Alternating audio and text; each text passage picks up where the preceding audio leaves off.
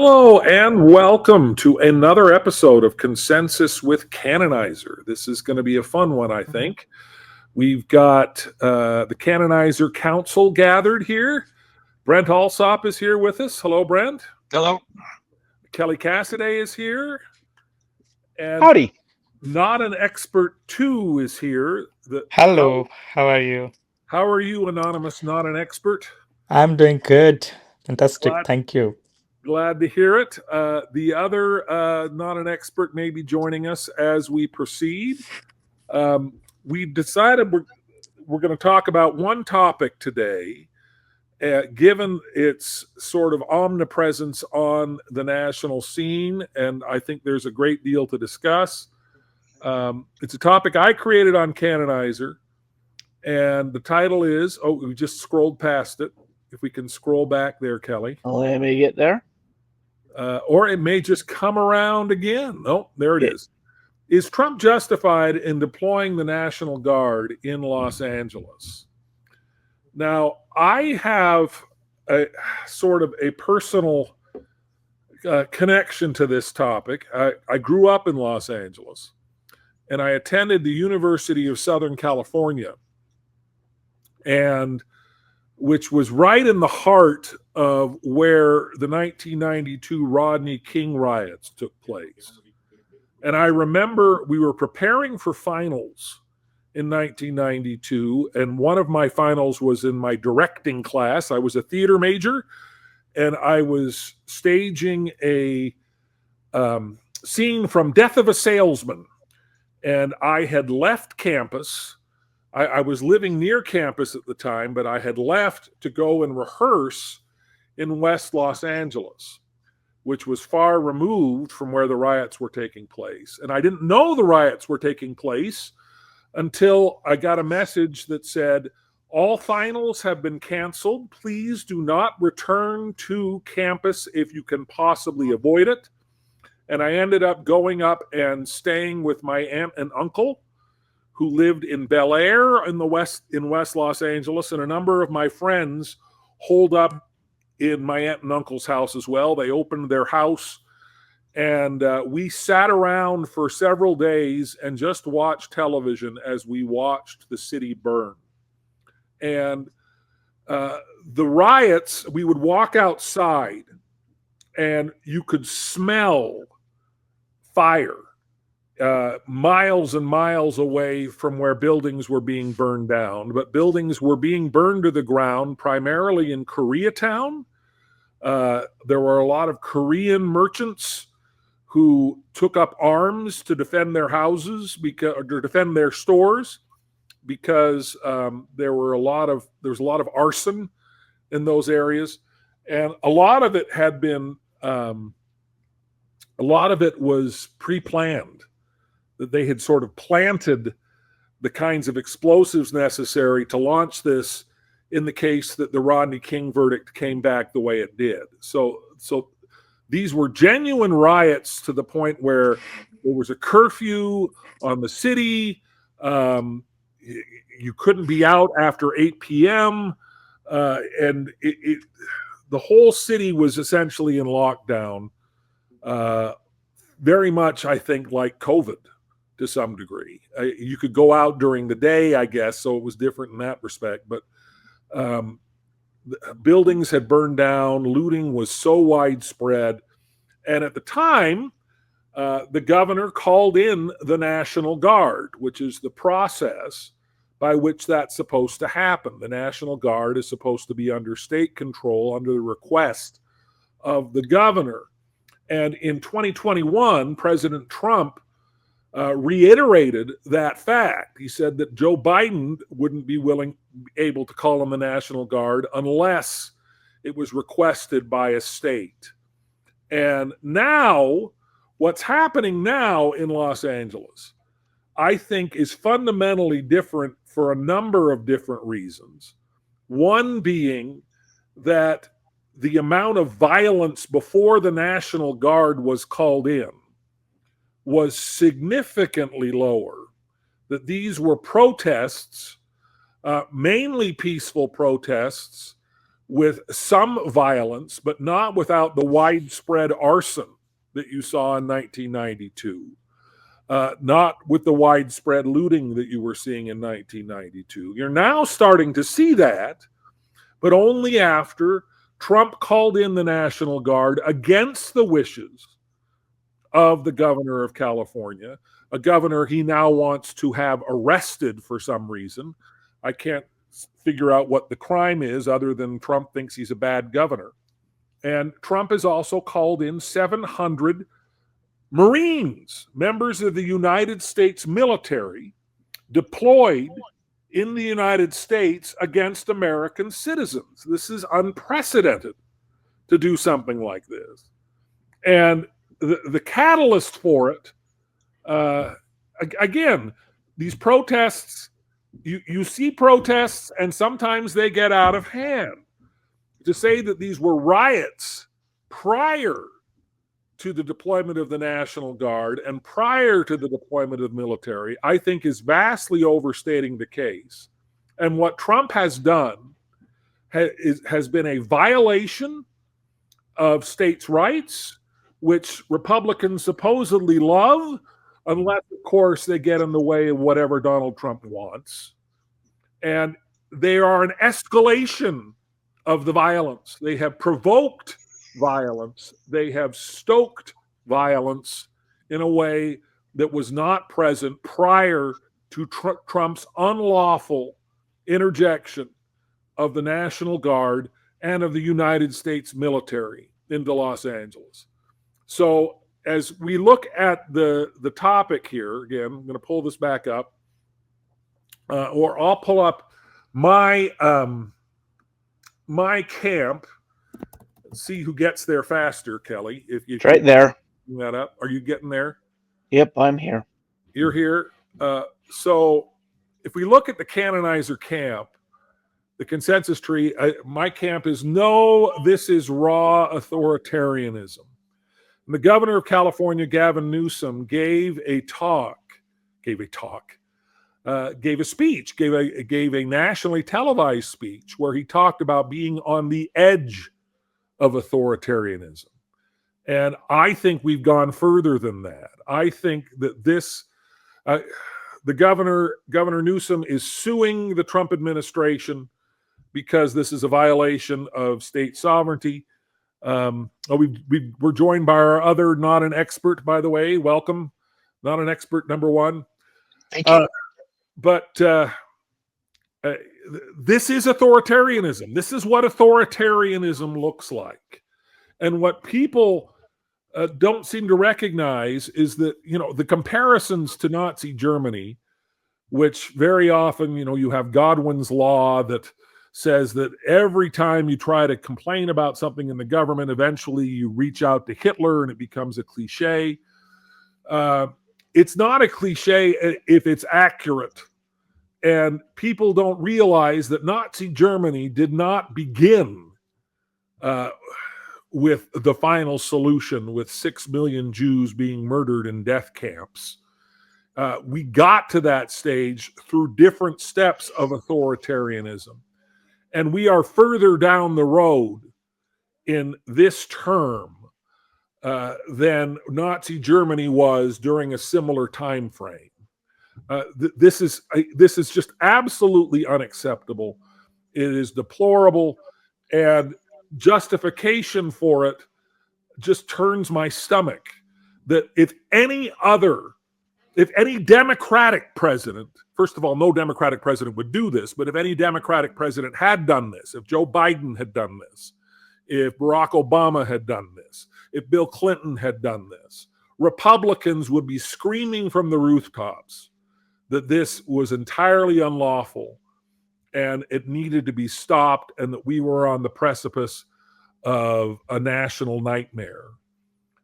But since it's Donald Trump doing this, all of a sudden we have all of these people who are, it's okay. Suddenly it's fine. Suddenly the rule of law doesn't matter anymore as long as it's Donald Trump that's doing it. So it's just antithetical to everything that I understand about what the American experiment is supposed to be. And I don't understand why this should be in any way partisan. I think that people should recognize that authoritarianism is loathsome, regardless if it's coming from the right or if it's coming from the left. The reality is, this is not what America is supposed to be. And I lay that out rather forcefully, hopefully, in this camp. So that's my opening rant, and I'm open to certainly, Canonizer is all about trying to find consensus. That's also trying to find alternative points of view. And so I will sit back and shut up if anybody wants to offer an alternative point of view to that. Anybody want to jump in? I have a question. Sure. Nancy, I think you addressed on this a little bit about how, because in 1965, Lyndon Johnson sent troops to protect civil rights demonstrators in Montgomery, Alabama, because they were under similar circumstances. But I'm wondering, but basically, would you consider that to be authoritarianism when the president went in and shut down the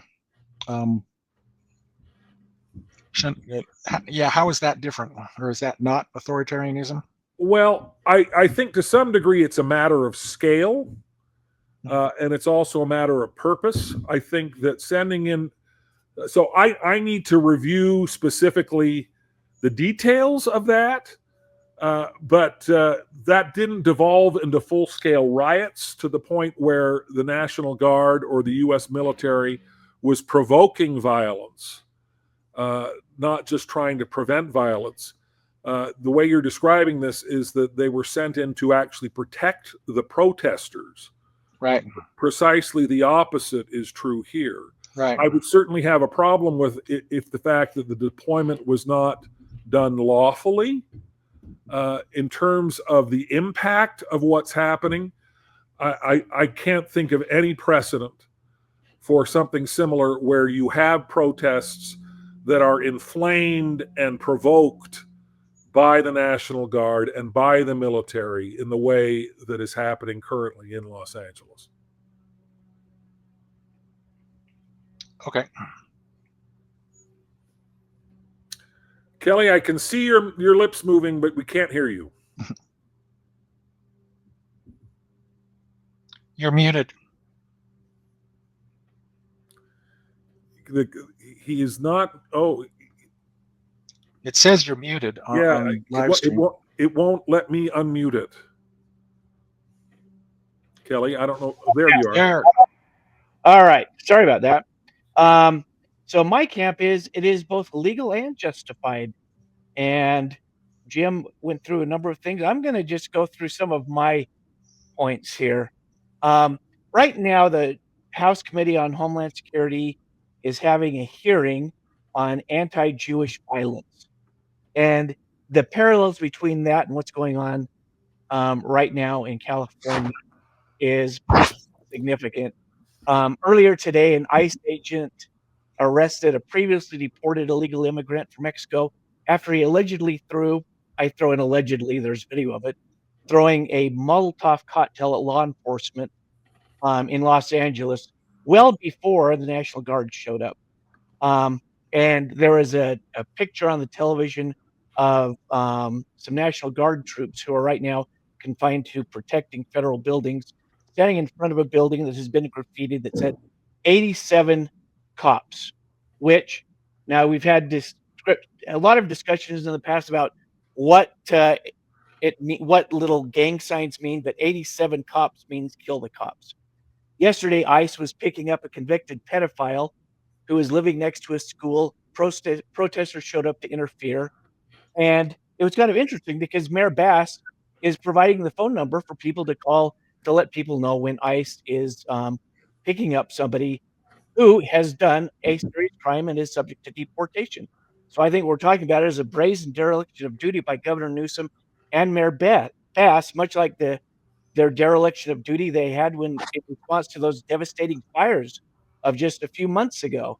There's images of violent protests. There's people carrying flags of all sorts of foreign nations, burning American flags. There's looting. There's arson. There's destroying police cars. But because of the National Guard, the police have said that they've now regained control. The federal government has a requirement to enforce the laws. Democrats say the way to solve this is don't enforce the laws. LA police staffing right now is at the lowest level in decades, and the LA police chief said that he welcomed the offered federal help of the National Guard because his force was overwhelmed. Newsom and the Democrats thrive on these violent protests. They used it as a political tool in 2000. They're trying to do it again. But the bigger question is, should federal immigration law be enforced? There's a difference between legal immigration and illegal immigration. And it was kind of interesting. CNN on Tuesday had a news story about a poll they just took that showed that legal immigrants to the United States have switched from Democrat to Republican since just 2020 by over 40%, which is amazing. 4 years ago, Democrats responded to similar riots by saying, "Oh yes, the problem is there's too much police." And what happened? You saw Minneapolis get destroyed. And Tim Walz waited a week to call the National Guard, but it was already too late because the city had been destroyed. Democracy is not at stake because of Trump. It's because California is surrendering their leadership to the socialist and terrorist organizations. There's California, and under the Biden administration, was giving millions and millions and millions of dollars to community organizers to help illegal migrants, but only 250,000 actually went to help migrants, and the other tens of millions of dollars have gone to help these Marxist activities. Newsom claims he's going mano a mano against Trump, and he's losing because we watch what's happening. We saw it in Minneapolis, and we're seeing it now again. We see Democrats creating problems so that they can thrive on these protests, like I said before. I'd like to just go over just a moment to point out what ICE is doing in LA right now. These are arrests over the last 2 days. A gentleman from Vietnam who has a criminal history, including second-degree murder, who was released by California, and he's living in LA, and he's subject to deportation. ICE arrested another gentleman from the Philippines who was sentenced to 4 years in prison for sexual penetration with a foreign object of a child. But he was in the community because of California's leniency towards illegal immigrants. Lionel Sanchez Laguna, discharging a firearm, battery, cruelty to a child. Another person who ICE picked up just yesterday. Other sexual predators, pedophiles. And that's what these protests are about. Now, deportations are messy. To make these deportations happen, the government inevitably needs to send agents in to pick up the people that need to be deported. And when the state refuses to protect or participate, then it's the duty of the federal government to protect the people they're sending in to enforce the laws. Like, you know, there are people who, oh, they're tearing apart innocent families, but that's not, they're tearing apart convicted criminals from the community. And Jim mentioned that the lawsuit, the federal judge happens to be Justice Breyer's, Stephen Breyer's brother, declined to do an injunction because it's obvious the president has the authority to send troops. He has the authority to control the National Guard. It's been done many, many times, including George Washington doing it to quell the Whiskey Rebellion in 1700s. Let's see, what else? There's a special section called Title 10 that allows the president to mobilize the National Guard, even against the will of the governor. There's also provisions for the governor to call up the National Guard. And like you're talking about all these people who only the Republicans, because Trump is doing it, they have to support him. But John Fetterman said that this is the right thing to be doing, because the Democrats can't go on supporting these illegal immigrants and riotous protesters. And I'll leave it there. Even MSNBC is talking about how not only can the president do it, they don't think he should, but how the protests are not just spontaneous things. The riots are being sponsored by a group, and they're distributing gas masks and police shields and other things that may or may not have actually been paid for with tax money. But anyway, going back to my view, not only is it legal, it's also justified. So we have a bit of a disagreement, Jim, but I also think that maybe we could find a place to agree. Let me throw that out. Anybody else want to weigh in?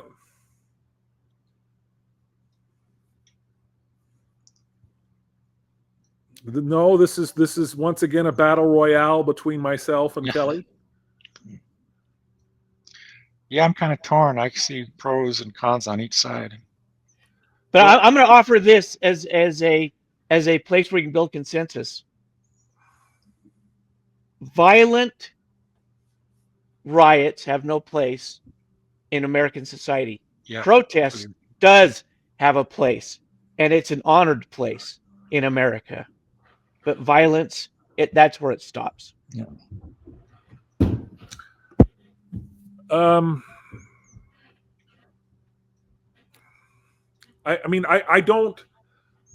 I feel to some degree like we live in separate realities.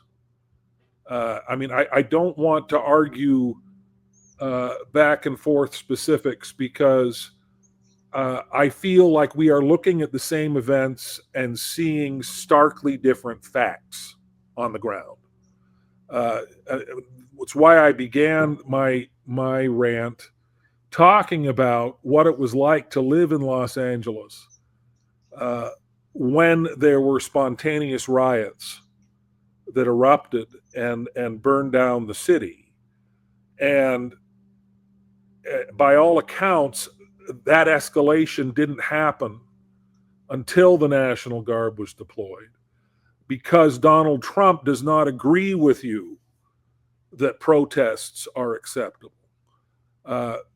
Any kind of protest, Donald Trump in his first term gassed peaceful protesters in D.C. to clear the way so he could wander across the street from the White House and hold up a Bible upside down to show how much he hated protests. It made no sense. The people who were with him had no idea he was about to do that. Donald Trump does not agree with you that protest is something that is appropriate in America, and has called for, his former defense secretary, Mike Esper, talked about how can't you just shoot the protesters?